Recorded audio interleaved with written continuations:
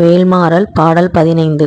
சூரர்க்கும் முனிவரர்க்கும் மகபதிக்கும் விதி தனக்கும் அரி தனக்கும் நரர் தமக்கும் உரு இடுக்கண் வினை சாடும்.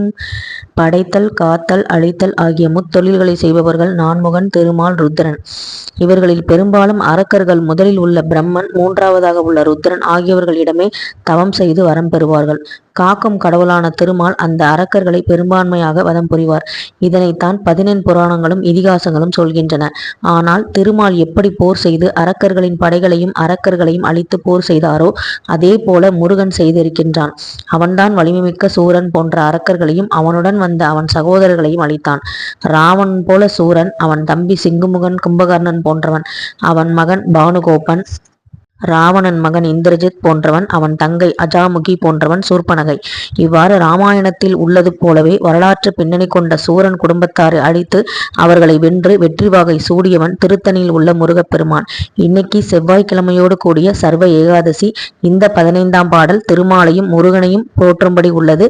திருத்தணி முருகனுக்கு அரோகரா. உங்களுக்கு இந்த வேல்மாறல் பாடல் விளக்கம் தொடர்ந்து கேட்கணும் அப்படின்னா நம்ம சேனலை சப்ஸ்கிரைப் பண்ணி வச்சுக்கோங்க. வேல்மாறல்ங்கிற பிளேலிஸ்ட்ல தொடர்ந்து செவ்வாய்க்கிழமை வரும். கண்டிப்பா பாருங்க.